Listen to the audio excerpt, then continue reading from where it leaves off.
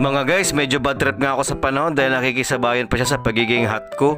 Ay, teka lang muna, wait mga guys, sa disclaimer lang, ganito ko talaga purihin ang sarili ko, wag nang kumontra, ito'y vlog ko ha, hindi nyo vlog.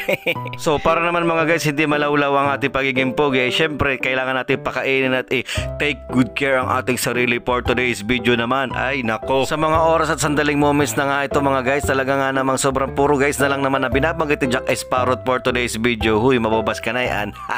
Ay, char. Kaya naman ito mga guys, tamang magpupud trip lang ang lolo nyo. Hindi pala lolo, ang tito nyo Jack Sparrow. Huy. Ay, kasi nga naman may nabalitaan ako in the news na may bago palang kainan dito sa Real Quezon at halos mga isang buwan na pala dito nakatayo. Hindi ko pa malang napuputan. Kaya naman mga guys, tara pupunta natin to for today's video. Ayan ka na naman. Kahit nga palubog na ang araw, talaga nga namang ramdam mo pa rin yung banas. Kaya naman guys, pumunta ako dito sa may palengke at nag-shortcut ka para pumunta dito sa panaderia at bumili nga ng something na babagay doon sa kakainin natin. Kaya naman mga guys, pinili ko yung tinapay na yan.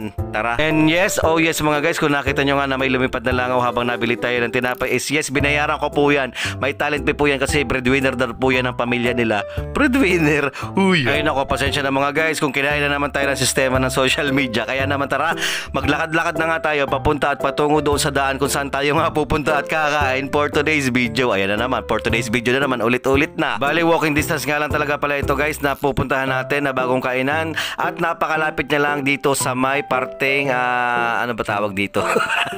Basta yung opisina ng JNT kung saan dinideliver yung mga parcel natin. At yun na nga mga guys, nandito na tayo sa may nakatambay na mga lalaki at mga binata at nandito na nga yung Lomi House na sinasabi ko, ang Pisyan Lomeng Batang Lomeng Luming Char. Isuri lang pala kung mali ang aking pagkakabigkas kung Pisyan ba yan o Paisyan ang inyong Lomi House din Ka Roger at talaga nga namang pasensya ba? Tao lang. Ay, suri lang pala kuya kung talagang nagbablog pala si Sparrow din at hindi ako nakapagpaalam sa iyo. Pabuti na nga lang at dinailang ito si Ka Roger, itong Roger na pogi dito sa counter na may-ari nitong lumihan at okay lang daw palang mag-vlog sa akin at pinalo pa nga ako niyan guys, kaya 43 followers na ako sa Facebook. Huy, congrats to me. At sana nga mga guys talagang dumami ng ating mga followers at subscribers nga sa YouTube tsaka sa Facebook or sa TikTok ko man. Dahil nga mga guys, gusto kong talunin si Mr. Beast para ako na yung top 1 na content creator sa buong mundo in the whole universe.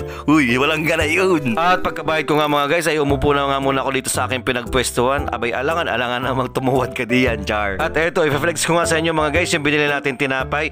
Bali cheese bread yan guys, pero mukha lang siyang Spanish bread talaga. Tapos may kunting agil-il pa sa may gilid. Sa may ilalim pala. Huy. Pero mga guys, wag ka, napakasarap ng tinapay na yan at favorite ko nga yan bilhin buko doon sa Ensaymada tuwing hapon. Kaya naman guys, pandagdag flavor lang yun. Kaya yun ang pampasarap talaga nila na sikreto. Ngayon nalaman ko na yung parang mga agil-il dude. Huy. Pag itong video mo talaga is Sparrow, nakita na may-ari ng bakery, buti hindi mo sinoutout. Shoutout po sa inyo, lagi po ako nabili sa inyo, palibre naman yun, freebies ba? Sponsor, huy. Kapala. At syempre, piniga-piga ko na nga rin itong mga sili, tsaka toyo, tsaka kung ano-ano pa mga ingredients ang nandito para nga pampasarap sa lumi natin habang hinihintay. Tapos may lumapit pa nga sa akin kitty meow meow, siguro na amoy niya, nakauri niya ako, pero hindi naman kasi baboy ako eh. Grabe ka. Pero mga guys, hindi naman yata sa energy ko na attract itong pusang ito dahil talagang gutom lang siguro siya, kaya siya lumapit at naglalambing nga sa akin dahil nga walang laman ng tiyan. Ay nako. Kaya ito si Sparrow, konting lambing lang, budol agad, parang true to life. Huy. Bigay agad siya, bigay agad ng pagkain para nga naman mabusog yung naglalambing na pusa, katulad ng naglalambing sa iyo diyan. Huy, hindi ka na yun, walang ganun. Pero mga guys, kung naghahanap din kayo ng lambing katulad ko, tara maglambingan tayo. I-contact lang ako sa number ko 095675. Huy, walang ganayon, napakaharot mo. Char. At ito nga mga guys, si Jack Sparrow, tamang pakit lang, papogi, kahit hindi naman, kahit wala namang kaitsura habang naghihintay nga sa order niyang Lomi. At syempre, ipiplex natin ulit yung background at saka yung may-ari na si Roger. Talaga nga namang cute at pogi. Sana all, bigyan mo ako ng Gcash ha. Shoutout nga pala sa iyo Roger, kung mapanood mo man ang video at vlog natin na ito at sana magpa-sponsor ka sa akin para i-promote ko pa yung product mo. Hala, kala mo napakalaki ang followers. Kapal mo. At naitanong ko nga sa isang staff dito na talagang halos isang buwan pa nga nga lang pala sila mula nung nag-open at itinayo ang negosyo nilang Lomi House dito na Lomi, Batangas mga guys. Kaya naman hindi lang to for the vlog ha, at hindi lang to for the content. Talagang first time ever ko makapunta dito at nahihiya pa nga ako mag-vlog dyan. Buti na nga lang kakilala ko si Roger talaga matagal na. At para nga sa content na to mga guys, yung Lomi muna nila na tigwa 110 ang aking ang itatry. At sa susunod naman mga guys, itatry natin din yung iba nilang produkto bukod sa Lomi na ito na nga, nakikita nyo na sa screen. Wow, napakadaming toppings. Grabe. Ayan nga mga guys, kung makikita nyo, napakarami nga yung toppings. Ulit-ulit si Jack Sparrow. Meron nga tayo dyan, lechong kawali yata yan, tsaka mga atay, tsaka may itlog ng dinosaur. Ay, hindi pala. Itlog ng pugo. At syempre, meron ding yung chicharong bulaklak. Hindi pala bulaklak, chicharong baboy. Ayun, alangan namang nasasaktan ako sa sinabi kong chicharong baboy. Uy, biik ako, biik, hindi baboy. Grabe mga paruton ko mga guys, parang mangyak-ngyak ako nung kakainin ko to kasi naman kauri ko yung chicharon, kakainin ko baboy, biik. Uy, napaka-OA. Hindi ka nag-grade 2, hindi ka nag-kinder, parang hindi ka galing sa Pitus.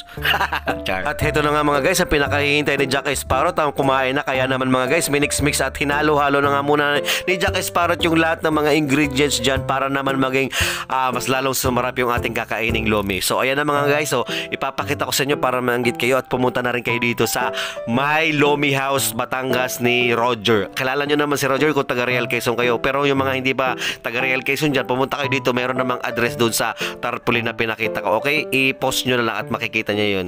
Syempre, alangan hindi nyo makita, nanonood nga kayo char. At kung sakali nga mga guys na makakapunta na kayo dito sa Lomi House ni Roger, abay sabihin nyo kung saan nyo napanood na vlog itong Lomi nga nila na natakam kayo kaya kayo napapunta, at sabihin nyo kay Jack Sparrow Vlogs ha, para naman may discount ako pag pumunta ako doon at malay mo sponsoran ako ni Roger at bigyan niya ako ng Gcash. Huy, hindi ako nagpaparinig Roger ha, shoutout sa'yo, char lang. Okay. At sa sobrang ang kadadaldal ni Jack Sparrow, nakalimutan niya na nga manalangin. Pasensya na po Lord, sorry lang po, sorry lang po. O Roger, kakapromote ko ng ng Lomi House mo. Ay talagang nakalimutan na ni Jack Sparrow mag-pray. Bakene men, baka naman dyan may pa-sponsor. Huy, puro ka parinig. May kilala kong ganyan. Char. Kung makikita nyo nga mga guys, habang kinakain ko nga yung ating Lomi na in-order, ay talagang napakalapot ng sabaw. Kasing lapot na pagmamahalan at paglalambingan ninyong dalawa. Ay sana all. Charla. At kung gusto nyo nga mga guys na pumunta dito sa bagong Lomihan at may try ang kanilang mga foods at kanilang mga pagkain or kung ano pa man ang pwede nyo i-try sa kanila, ay pumunta na kayo dito sa address na ko dyan, ipa-plug ko dyan. Ipa-plus ko nga dyan kasi minsan mga Pinoy mga bungol-bungol nababasa na itatanong pa parang mga hindi naggaling sa Pitus. Char. Sorry lang ba, hindi naman lahat ng Pinoy sinasabi kong bungol. Yung iba lang kasi parang hindi nag-kinder. Char lang naman, charot-charot lang. Huwag na magalit ha, huwag nyo kong i-bash. Pumunta na kayo dito at para may discount kasi Jack Sparrow at pagkakain ako dito lagi. Sabihin nyo galing sa kayo, sa vlog ko para may promote ko pa sila lalo. Ang kapal ng mukha, akala mo napakalaki ng followers. Ulit-ulit. At saka ikaw na nanonood ka, natatakam ka lang dyan at nag-i-enjoy, i-follow mo na ako, pati yung YouTube channel ko. Ganon din naman ang pangalan ko dun Jack Sparrow Vlogs Official, wala lang 3.0. Sige na, napakahirap kaya gumawa ng vlog tsaka mag-voice over. Parang hindi ka naman dyan nag-iisip at ng tama ay tamaan ka sa akin. Uy, hindi. Sige na, follow na at subscribe para naman ganahan si Jack Sparrow gumawa pa ng mga content na katulad nito kasi minsan hindi ko na alam kung ano i-content ko. Kahit na anong ganda na ng vlog ko at pagkaka-voice over ko, wala pa din. Napakahirap talaga maging vlogger, no? Napakadami mong gagastusin at gugugulin na panahon para lang maging sikat ka. Ayan na naman tayo. Hintayin mo lang kasi masyado kang existed na naman.